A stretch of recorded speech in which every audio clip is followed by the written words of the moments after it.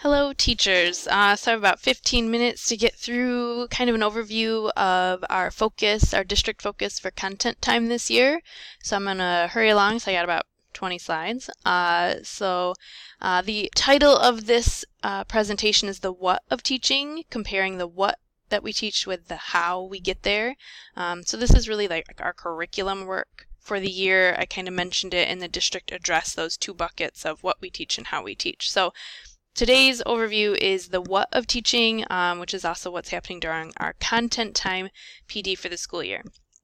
Before I launch into much to the details of it, I wanted to talk about some presumptions that underlie this whole presentation. First, that our teachers are the experts of both their content and their pedagogy, so this work revolves heavily around their expertise.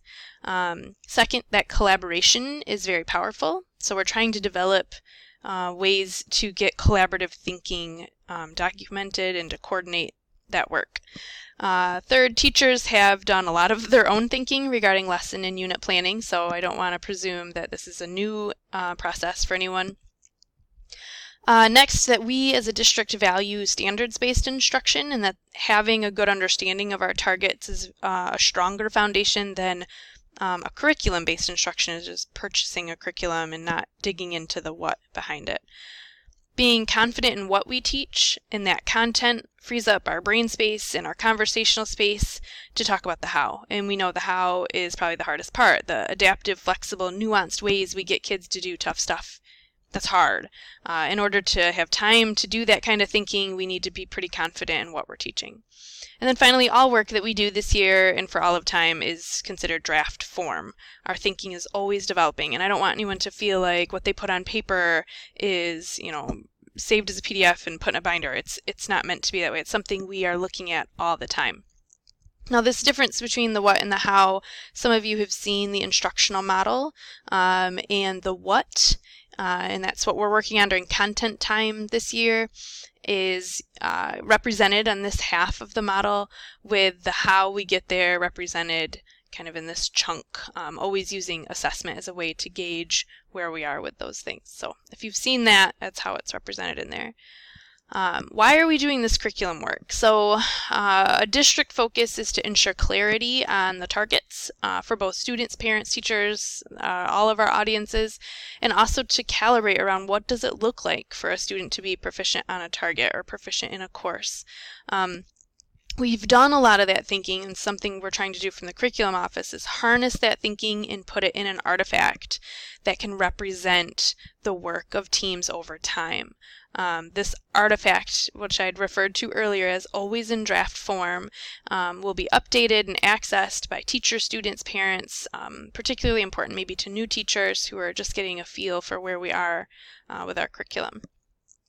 And then how does all this work fit into the bigger picture? So we are currently in the last year of a PD cycle that relates back to that instructional model I showed you earlier.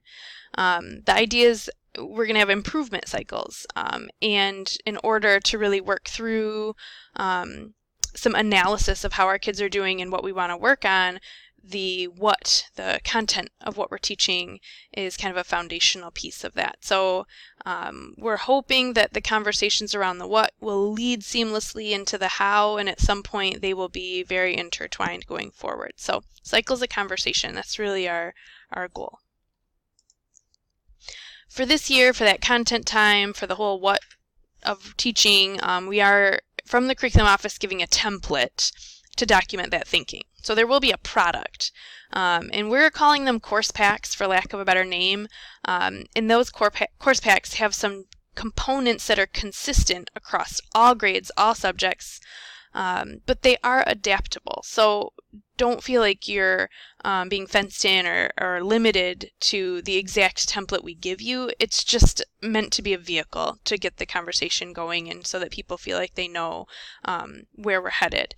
So it's a work in progress, and it's meant to document thinking. I don't want anyone else to feel like this is tasks to be completed or worksheets to be completed for the curriculum office.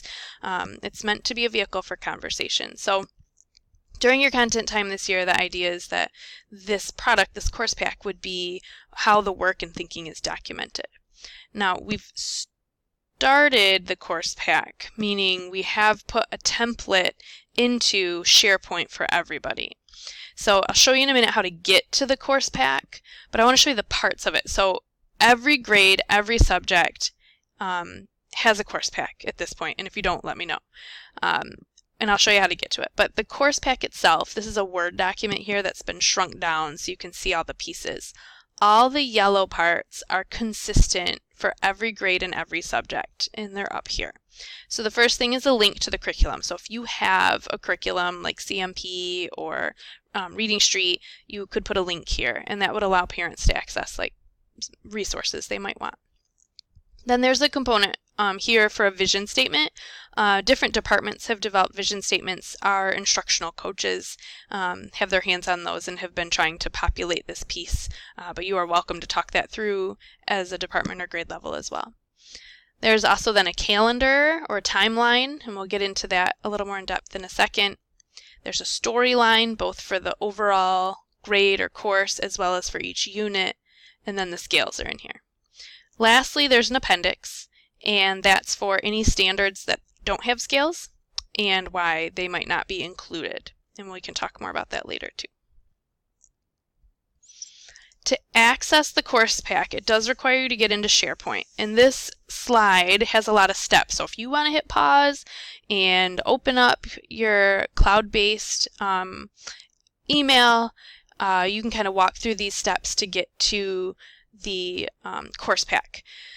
Once you get into your email, there's a waffle up here at the top. Remember, it has to be the cloud-based email, like on the internet, not your desktop. Once you click on the waffle, you can get into SharePoint. Once you get into SharePoint, you'll see groups. If you don't see your group, you can search for it. There's a little search bar in the upper left. Most of them are titled by their grade, like 4th grade or 1st grade. And the secondary ones are by subject, so 712 science or 712 elective courses. Once you pull that up, you will see an option to click on documents. And then under that, you'll see all the files. So this is 1st grade teachers. For each building has their own. And then there's also this 1st grade ELA course pack, and that's where the ELA course pack is stored. If I backed out and clicked on documents, it would give me an option for ELA, science, social studies, and math. So as you open your course pack, you will see this thing here. And some teams have more than others, and that's fine. There's, everyone's in a different place with that. The first part will be that link that we talked about and the vision statement. So you want to work through with your instructional coaches to make sure the vision statements align vertically across subjects. The next piece is the calendar. The calendar, the idea here is to give kind of a snapshot of what the course looks like. So for 4th grade ELA, what are the units? Or for 7th grade science, what are the units? And about how long might we spend on each unit, and what are the targets for each unit? So an example is here, and there's 2 different styles here. Here's 7th grade math, and they have their unit titles here, and they've kind of adjusted the table to match the unit to about how long it's taught. And then underneath are the standards that are taught. And notice it's not like it's not the entire language, it's a summary of each target. Now another option would be, and I thought about this for English, particularly at the high school, sometimes they teach the same units within a course, but not in the same order. Sometimes you're sharing resources, or it just depends on the storyline. So it might be that you have a list of units and about how long they are, but not that they're taught in any particular order with the standards next to it. So there's lots of ways to do the calendar. I didn't want you to feel pigeonholed into one way, but there should be some scope and sequence documented. The next piece is the storyline. So the storyline is the kind of like how it all fits together, the general conceptual understandings for the course, the big ideas, the big questions, and then each unit should have like its own little sub storyline. So how do they progress from unit to unit and within a unit? So that storyline will exist both at the beginning of the course pack as well as throughout. So for example, here before the timeline, there's a little spot for the course storyline. And then here, you can't read it because it's small, but it says Unit 1 storyline. and then you would have like a unit 2 in storyline for however many units you have. And I don't have like a set length that those have to be. Here's an example from Algebra CD at the high school. It's a couple paragraphs. This is just for the unit, not the course. And it may be shorter or longer depending on what you're describing or how in-depth the course storyline is.